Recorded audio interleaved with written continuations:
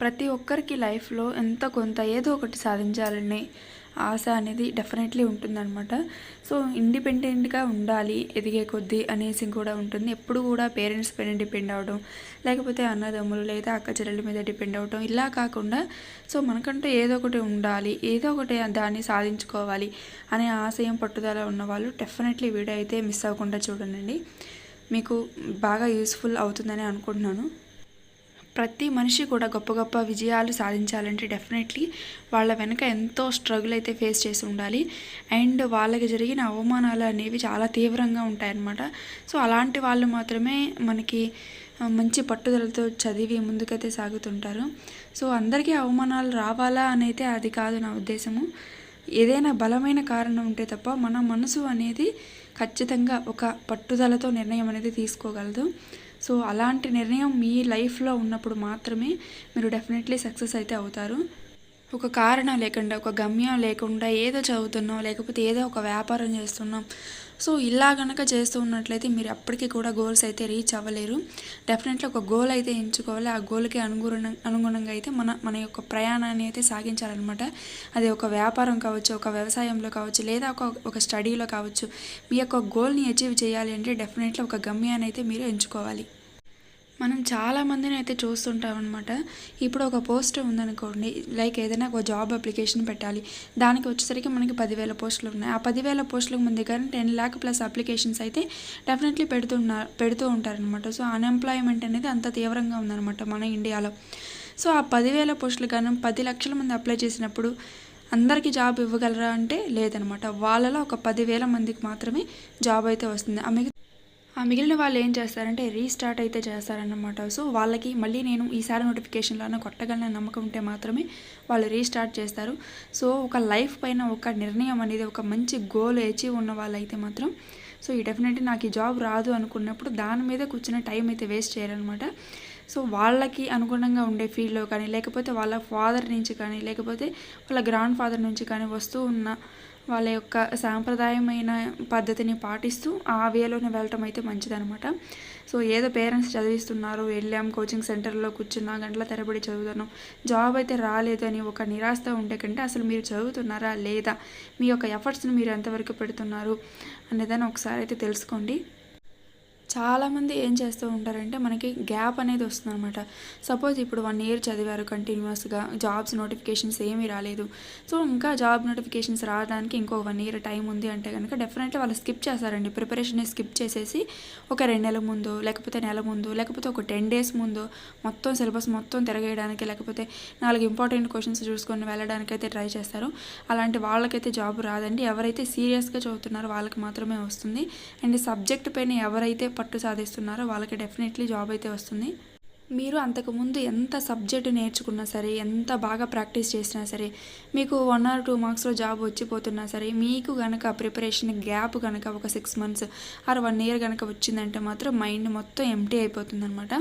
So ఏమీ గుర్తుండదు అసలు. మీరు నేర్చుకున్న ట్రిక్స్ కానీ, రీజనింగ్ ట్రిక్స్ కానీ, లేకపోతే మ్యాథ్స్ ట్రిక్స్ కానీ, ఇంకా జనరల్ అవేర్నెస్కి సంబంధించిన ఒక ఇంపార్టెంట్ పాయింట్స్ కానీ, లేకపోతే దాని యొక్క సబ్జెక్ట్ అని ఏవి కూడా గుర్తుండదు అనమాట. మళ్ళీ ఫస్ట్ నుంచి రీస్టార్ట్ అయితే చేయాల్సి ఉంటుంది.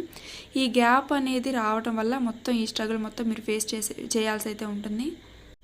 సో నా ప్రాబ్లమ్స్ నాకున్నాయి, నేను టైం గ్యాప్ తీసుకోవడానికి నా కారణాలు నాకున్నాయంటే సో టైం గ్యాప్ తీసుకోవచ్చు. బట్ అక్కడ పూర్తిగా గ్యాప్ తీసుకోవడం వల్ల మీ యొక్క ప్రిపరేషన్కి మాత్రమే దెబ్బ పడుతుంది, కానీ ఎవరికి ఏ ఉద్దేశం ఏమి ఉండదు అనమాట. సో మీ యొక్క టైం గ్యాప్ తీసుకోవడం వల్ల ఎవరికి నష్టపోయేది ఉండదు, ఎవరు మీ వల్ల లాభపడేది ఉండదు. సో ఆ టైం గ్యాప్లో కూడా పొద్దుగూకులు మీరు కేటాయించుకున్న దానికైతే కట్టుబడి ఉండరు కదా. సో డెఫినెట్లీ మీలో విల్ పవర్ కనుక ఉంటే, సాధించాలి అనే తపన కనుక ఉంటే ఎటువంటి సాకులు, ఎటువంటి కారణాలు కూడా మీ యొక్క ప్రిపరేషన్కి అయితే అడ్డు కాదు. నాకు పిల్లలు ఉన్నారని కానీ, లేకపోతే నాకు ఇంటి బాధ్యతలు ఉన్నాయని కానీ, నాకు తల్లిదండ్రులు ఉన్నారని కానీ, లేకపోతే ఇంటి బాధ్యత పోషించాల్సింది నేను, సో నేను ప్రిపరేషన్లో ఉంటే ఇంకెవరు నా ఫ్యామిలీని చూసుకుంటారు అని కానీ, ఇవన్నీ కాదండి.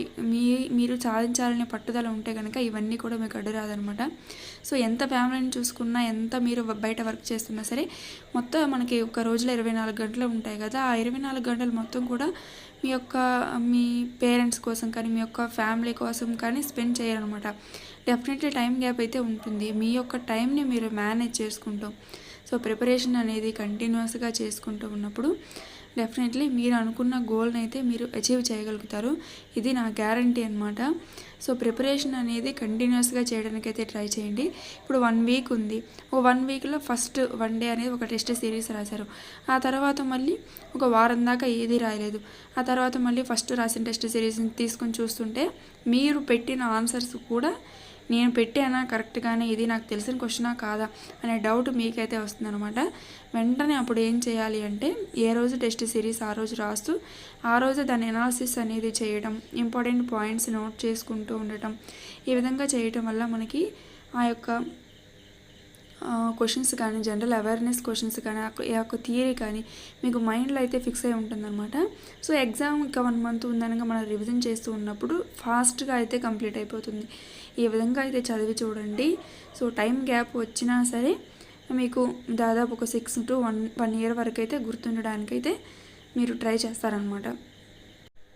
సో ఈ వీడియోలో నా యొక్క పర్సనల్ లైఫ్ గురించి ఒక చిన్న ఇన్ఫర్మేషన్ ద్వారా మీకు అందిద్దామైతే అనుకుంటున్నాను. అదేంటి అంటే నేను వచ్చేసరికి ఒక హౌస్ వైఫ్ అండి. నాకు అత్త, మామయ్య, భర్త ఉన్నారు అండ్ ఒక బాబు కూడా ఉన్నారు, 1.5 year బాబు. సో అందరం కూడా మేము కలిసే ఉంటాము. అండ్ ఇంకో విషయం ఏంటి అంటే ఇప్పుడు మళ్ళీ నేను ప్రెగ్నెంట్ అనమాట. 6th month ప్రెగ్నెన్సీ ఉంది. అయినా సరే నేను కానిస్టేబుల్ కోసం అయితే ప్రిపేర్ అవుతున్నాను. బట్ ఈవెంట్స్ కోసం కొంచెం టెన్షన్గా ఉండే, కానీ మనకి ఆర్టీఐకి నేను రిక్వెస్ట్ అనేది పెట్టానమాట. ఇలా ప్రెగ్నెన్సీ లేడీస్ ఎలా ఉందా లేదా అనేసి. సో ఎలా ఉంది అనేసి నాకు ఒక లెటర్ ద్వారా వాళ్ళు కన్ఫర్మేషన్ లెటర్ అయితే ఇచ్చారనమాట. సో నేనైతే ఎక్కడికి వెళ్ళాలని ఇంట్లోనే ఉంటాను. అంతకుముందు టీచర్గా అయితే వెళ్ళాను అనమాట. సో నాకు అరౌండ్ 15K శాలరీ అయితే వచ్చింది. బట్ ప్రజెంట్ అయితే బాబుతోని అండ్ ప్రెగ్నెన్సీ వల్ల ఇంట్లోనే ఉంటున్నాను అండ్ ప్రిపరేషన్ అయితే కంటిన్యూ చేస్తున్నాను. చిన్న బాబుతోని అండ్ ప్రెగ్నెన్సీతోని ఇంట్లో టైంని మేనేజ్ చేసుకోవడము. సో మాకున్న పెద్దవాళ్ళు ఇద్దరు కూడా ముసలి వాళ్ళు అనమాట. వాళ్ళ బాధ్యత మొత్తం కూడా నేనే చూసుకోవాలి. అండ్ మా హస్బెండ్కి కొంచెం ఏదో వేడి నీళ్ళలో చనీళ్ళగా తోడుగా ఉంటుంది అన్నట్టు యూట్యూబ్ ఛానల్ అయితే స్టార్ట్ చేశాను. అలాగని పొద్దుగుకులు నేను ఈ ఛానల్ పైన డిపెండ్ అవుతానంటే అది ఏం లేదనమాట. జస్ట్ ఒక డేలో 1 hour ఆర్ ½ an hour కేటాయిస్తే నాకు యూట్యూబ్ ఛానల్ అయితే నడుస్తుంది అనమాట. సో ఎవరైతే ఇప్పటిదాకా వచ్చి నన్ను సపోర్ట్ చేశారో thank you so much to all అండి. సో నేను మా బాబు ప్రెగ్నెన్సీతో ఉన్నప్పుడు 1.5 year అయితే గ్యాప్ తీసుకున్నాను. బట్ ఇప్పుడు మళ్ళీ ప్రిపరేషన్ అయితే స్టార్ట్ చేశాను.